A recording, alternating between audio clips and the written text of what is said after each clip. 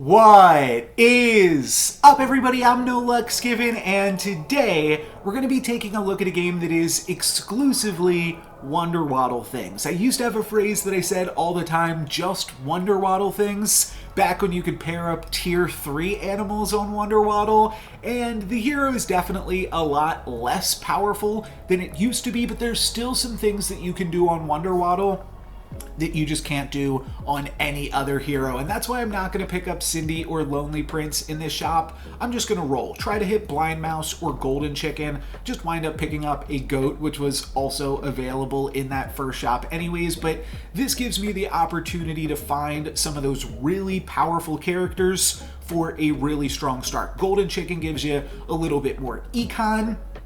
And then, of course, the Blind Mouse gives you that early tier 4 treasure, which can be just super powerful. And we're going to find that on 2.2, the second Blind Mouse. And speaking of econ, we've got the opportunity to pick up Fool's Gold here, which is a really, really powerful early treasure. I do at least consider the Gloves of Thieving. We're playing up against Sadrak next, so we'd be able to steal, like, a slightly bigger character from them, but ultimately I think just Fool's Gold is the way to go. Plus 4 gold every turn for the rest of the game, or until we get rid of the Fool's Gold, is just such a huge advantage. And the other thing that's kind of interesting thing about Fool's Gold, typically the drawback is then you can't find XP. However, on Wonder Waddle, you don't really want XP, because the sooner you level up, the harder it's going to be to find those tier 2 animals and really make the most use out of your hero power. So I think that this is an absolutely fantastic start. We pick up a stag, an ogre princess, and then we also have a polywoggle, and we're going to try to slay with the polywoggle because it is 3.0.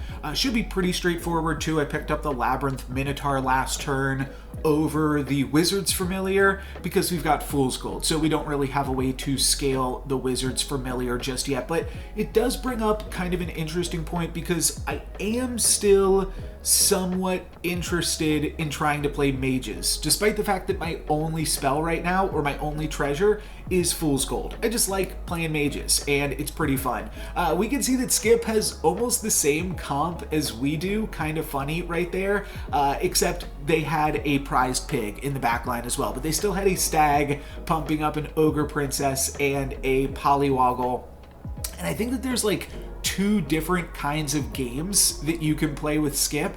You can either just play a normal game, or you play a game where you get a turn 1 prized pig and it sticks around, and then you just kind of get to have plus 2 gold. You have your own mini Fool's Gold. You got plus 2 gold every turn, and that strength allows you to keeping that prized pig alive, and just leads to some really, really busted starts. So I don't feel too bad about losing to Skip. I think we've got a really good setup right now. If you take a look at our bench, Golden Chicken, another Blind Mouse, and we're going to bench the polywoggle now that it is not 3.0. Now that we've gone to 3.1, some awkward mummy hits there, by the way, that cause us to tie the fight. But now I'm going to try to pair up that polywoggle and then grab an upgraded, over-leveled character, and that's kind of the idea.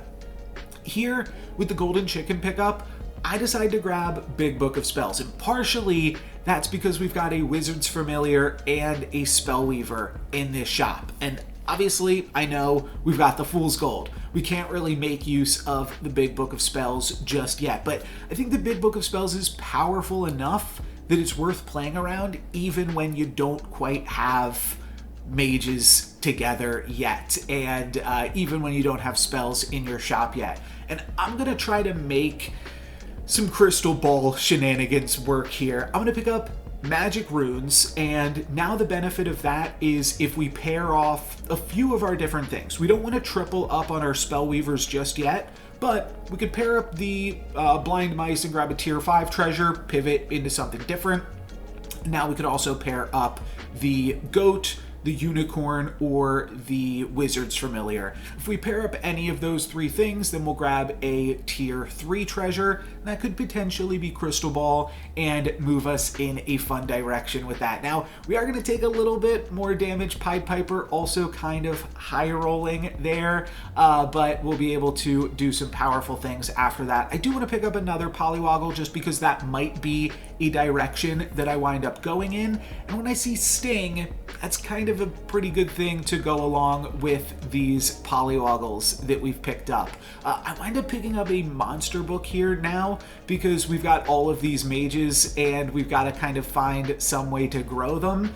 But I do think that just 1 or 2 more turns making use of this Fool's Gold will probably be enough, and then we can kind of look to see, okay, what did these Polywoggles give us, and move more into mages. The other reason that I'm potentially going to want to move out of this Fool's Gold eventually is then we'll have the ability to potentially True Love's Kiss, something that we get out of this Polywoggle. We're going to grab an upgraded tier 5 character. I'm hanging on to the Fool's Gold for 1 more instance right now, and then I'm going to pick up the Skip's Puzzle Rune next turn, try to replace that, turn to level 5, and then we'll have another chance to upgrade Polywoggle. And I actually get to grab a Spellweaver right here and now to replace that Puzzle Rune, grab a Crystal Ball, and now we're at level 5 with an upgraded Polywoggle playing up against the Ghost,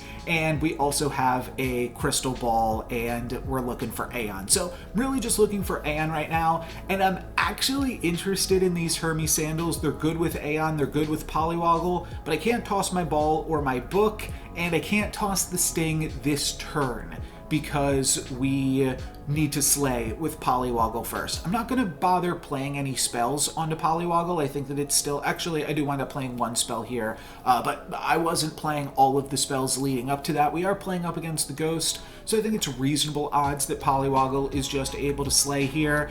And then we're just using Monster Book to grow our mages in the back for now, but definitely hoping to pick up an Aeon. And this is a pretty crazy hit for Polywoggle. We grab an upgraded Hercules, which then immediately gets to activate. So pretty insane stuff. That'll give us a tier 6 treasure, and we get to pick up a 9th Book of Merlin right now. Rest of the lobby on like 4.2, and we get to pick up a 9th Book of Merlin. So pretty incredible stuff. I also kind of like just picking up XP at this point.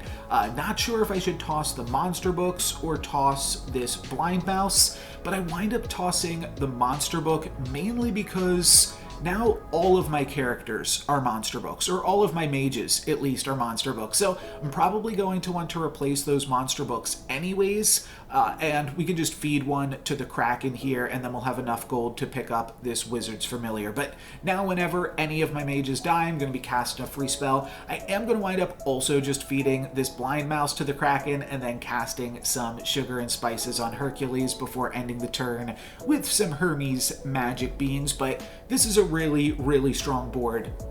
We've got the 2 upgraded Wizard's Familiars and the upgraded Spellweaver in the back line. We are going to cast some relevant spells, but the other thing is we also just have a 52-52 Hercules and then a Shoulder Fairies with double that health. So pretty good stuff. Yeah, we got a lot of stuff going on right now. I'm going to complicate that even more by adding another blind mouse into the mix, and we're going to wind up tripling that blind mouse right now. And basically the only thing I'm looking for was Forking Rod, but it's not a huge upgrade switching this big book of spells into a Forking Rod. I do still need to find an Aeon. Now that said, I can kidnap this turn. We'll be able to double kidnap, so that is something nice that we can do with the Forking Rod. And we are, again, stealing a character from Sagdrak, which can always get a little bit more of a benefit there if they have scaled up their leading unit in any way. But next turn, I'm really looking for Aeon, and I think that's going to allow us to get pretty crazy with this comp from here, though we are kind of in a pretty crazy position to begin with. We wind up stealing 2 Shadow Assassins from my opponent. Not actually a huge deal, but you can just see we have so much stats built up in these 2 polywoggled characters in our front line that we really have time to be a little bit silly with the rest of what's going on. I think we can even cut the Shoulder Fairies and just play the Hercules. That's probably enough, and then I'm more than happy to be able to pick up an Aeon here. And for the rest of this turn, I'm actually going to roll and try to cast some spells so that way I can put some more stats onto the Aeon. I will spend some time to pick up the upgrade for the Wizard's Familiar. Just going to skip on that treasure again, kind of like all the treasures that we currently have. And then I'm going to wind up selling off my bench to pick up this Blaze of Glory for the Aeon.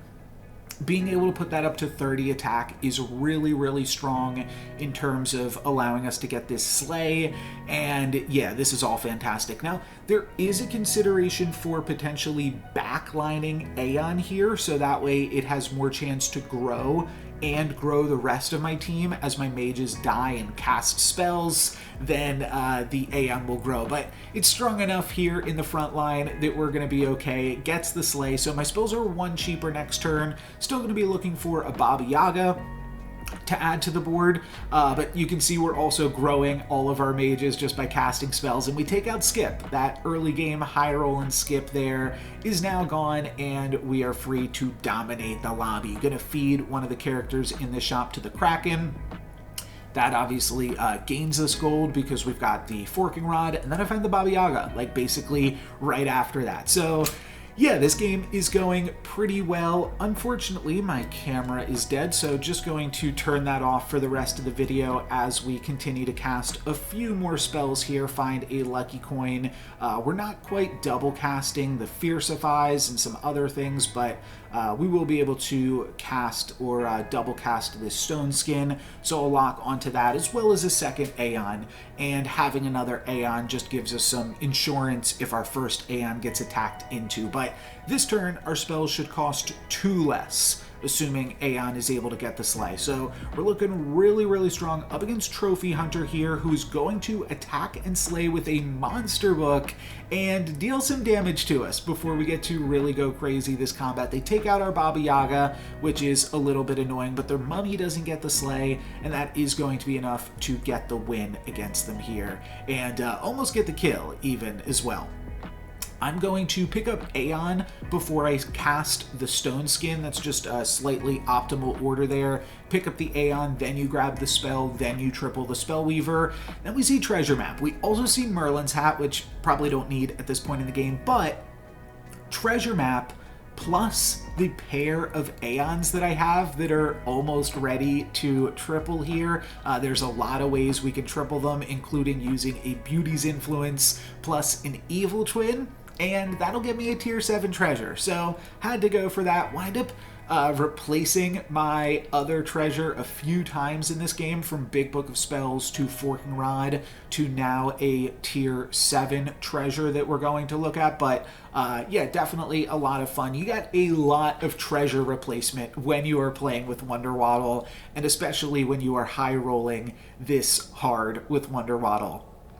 Aeon's going to get the Slay, so spells will be 2 cheaper this turn, and we just have to avoid the Cupid. That is like the main character that is really the thorn in our side here. We kind of want it to attack and just kill the Spellweavers, so that way we don't wind up taking out our own Wizard's Familiars, and then we wind up hitting my opponent for 18. So pretty nice stuff, and here's our tier 7 treasure options. Let me know, what would you take? Would you go for Mirror Mirror with the 9th Book of Merlin? Or would you go for Black Prism when you've got the Crystal Ball? It's a really tough decision. I think that both of those treasures are super fun and super powerful, and it's really just up to your preference there. But I was super stoked to just go for a Crystal Ball Black Prism. I think that that's always a lot of fun. Maybe the other comp would have had like slightly more high rolly potential, and like maybe I even should have tossed the 9th Book of Merlin and just gone for Black Prism plus Forking Rod plus Crystal Ball. That would have been pretty crazy. Though Black Prism plus Forking Rod don't actually combo with each other, so not a huge deal. We're going to get the Aeon Slay, and all of our characters are just absolutely huge, and we even get to Pigomorph my opponent and then take him out for exactly 22 damage there. Kind of incredible, and now we're in the finals, and we're going to beat up on this Morgan and hope that we don't get scammed. We're going to cast a few more spells here. You can see our mages get to go absolutely crazy in these final turns. Pretty big misplay here. I should have just picked up the Cinderella before I cast any spells, and then she would have immediately activated, but I wind up picking her up now and then activating her the slow way. I am going to avoid any transformation effects. Maybe that's a coward's move, but we're just so far ahead with what we got going on. I wind up activating the Cindy, and what's incredible here is how much stats we get off of Cindy in just this one turn that we have her picked up right now. You're going to see her get to over 100 in stats, which is absolutely incredible. I'm going to run out of time being able to cast things and the turn's over, but yeah, over 100 in stats on just my first turn picking her up. And then you can just imagine how many stats all of these Wizards familiars are grabbing each turn. Now, we actually do wind up, my opponent gets the better of us here. They get some pretty nice hits, and Cupid is then going to make my Spellweaver attack into my Wizards familiar, and my Wizard's Familiar didn't even have that much attack to begin with, and then, or health rather, and my backline is incredibly fragile. That my opponent's even able to steal a Spellweaver from us, but we have a bunch of health. We haven't taken like any damage this game, and we get to survive that one. We just have to not get scammed again. We don't get to see the odds on that because my opponent had a Captain Croc, but each turn we are gaining so many stats. You can take a look at this upgraded Wizards Familiar that we have on the bench. It's gotten plus 50 health, plus 100 health this turn, and just absolutely incredible. I was also being very careful not to feed the Kraken, and because I was able to dodge that, we just have a bunch more stats on the board this turn. I do add one more ranged unit. I potentially could have just cut the Aeon here if I really wanted to add another ranged unit, because this board's a little bit flimsy. We've got the Cupid from my opponent's side of the board, and luckily they combined their Cupids, but Cupid's actually really good against us because we've got the really flimsy back row, we've got the beefy front row with our pair of Wizards Familiars, but our Spellweavers can kill our Wizards Familiars pretty easily. So let's see if my opponent can grab one more scam, and they've got some monster books, but they don't really have any scam outside of that, and that is going to allow us to grab the win. Just hitting for it, look at that, 1,000 attack on the Wizards Familiar. Absolutely incredible stuff to be able to break into the triple digits. Also on that Spellweaver there in the back line too, and that other Spellweaver I think that we like just picked up this last turn, and we were still able to get it up to 500. So absolutely crazy stuff, and definitely some exclusive Wonder Waddle things. That's going to be it for me today, guys. Thank you very much for watching. I'm No Luck's Given. Peace.